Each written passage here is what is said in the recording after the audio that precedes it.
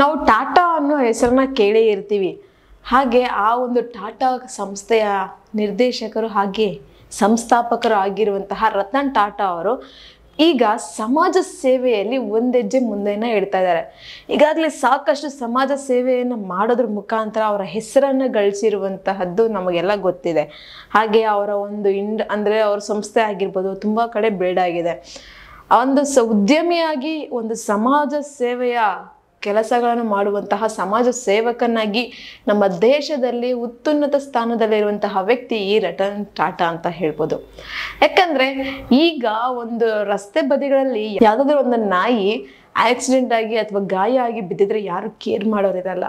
But ಪ್ರತಿಯೊಂದು ಪ್ರಾಣಿಗೂ ಸಹ ಒಂದು ಚಿಕಿತ್ಸೆ ಸಿಗಬೇಕು, ತುರ್ತು ಸಮಯದಲ್ಲೂ ಸಹ ಆ ಪ್ರಾಣಿಗೆ ಚಿಕಿತ್ಸೆಯನ್ನು ಕೊಡುವಂತಹ ಸಹಾಯ ನನ್ನಿಂದ ಆಗಬೇಕು ಅಂತ ಹೇಳಿ ಅವರು ಮುಂಬೈಯಲ್ಲಿ ಒಂದು ಪ್ರಾಣಿ ಚಿಕಿತ್ಸಾಲಯವನ್ನು ನಿರ್ಮಾಣ ಮಾಡೋದಕ್ಕೆ ಶುರು ಆಗಿದ್ದಾರೆ. ಇದು 24 ಗಂಟೆ 7 ದಿನಗಳು ಸಹ ವರ್ಕ್ ನಡೀತಾ ಇರುತ್ತೆ.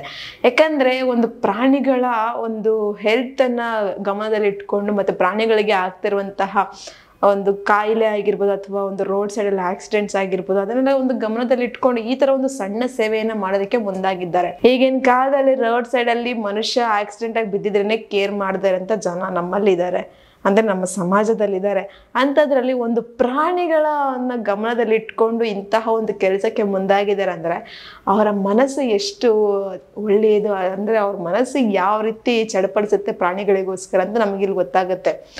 ಈ ಒಂದು ವಿಷಯ ಕೇಳಿ ಇಡೀ ದೇಶದಲ್ಲಿ ಸಾಕಷ್ಟು ಅಭಿಮಾನಿಗಳು ಅವರಿಗೆ ಆಗಿದ್ದಾರೆ ಅಂತಲೇ ಹೇಳ್ಬೋದು. ಯಾಕಂದರೆ ಇಂತಹ ಒಂದು ಕೆಲಸ ಕಾರ್ಯಗಳು ಸಮಾಜಮುಖಿ ಕೆಲಸಗಳು ಮಾಡಬೇಕು ಅಂದರೆ ಅಷ್ಟು ಈಸಿ ಅಂತನೂ ಅಲ್ಲ. ಯಾಕಂದರೆ ಎಷ್ಟೊಂದು ಕೋಟಿಗಳ ಗಟ್ಟಲೆ ಇರೋವಂಥವ್ರು ನಾನು ಏನಕ್ಕೆ ಮಾಡಬೇಕು ಆ ಥರ ಕೆಲಸಗಳೆಲ್ಲ ಅಂತ ಥಿಂಕ್ ಮಾಡೋರು ಇರ್ತಾರೆ. ಆದರೆ ನಾನು ಸಮಾಜದಲ್ಲಿ ಹುಟ್ಟಿದ್ದೀನಿ, ಒಂದು ನನ್ನ ಕಡೆಯಿಂದ ಕೊಡುಗೆ ಕೊಡಬೇಕು ಅಂತ ಥಿಂಕ್ ಮಾಡೋರು ಕೋಟಿಯಲ್ಲಿ ಒಬ್ಬರಾಗಿರ್ತಾರೆ. ಸೊ ಅಂತಹ ಕೋಟಿಯಲ್ಲಿ ಒಬ್ಬ ವ್ಯಕ್ತಿ ಇವರು ಅಂತಲೇ ಹೇಳ್ಬೋದು. ನಿಮ್ಗೆ ಹೇಗೆ ಅನ್ನಿಸ್ತು ರತನ್ ಟಾಟಾ ಅವರ ಈ ಒಂದು ಕೆಲಸದ ಬಗ್ಗೆ ಒಂದು ಕಮೆಂಟ್ ಬಾಕ್ಸಲ್ಲಿ ಕಮೆಂಟನ್ನು ಹಾಕಿ. ನಾನು ಹೇಳಿದಂಥ ಇನ್ಫಾರ್ಮೇಷನ್ ನಿಮಗೆ ಇಷ್ಟ ಆಗಿದ್ರೆ ಒಂದು ಲೈಕ್ ಮಾಡಿ, ಶೇರ್ ಮಾಡಿ, ದಯವಿಟ್ಟು ಸಬ್ಸ್ಕ್ರೈಬನ್ನು ಮಾಡ್ಕೊಳ್ಳಿ.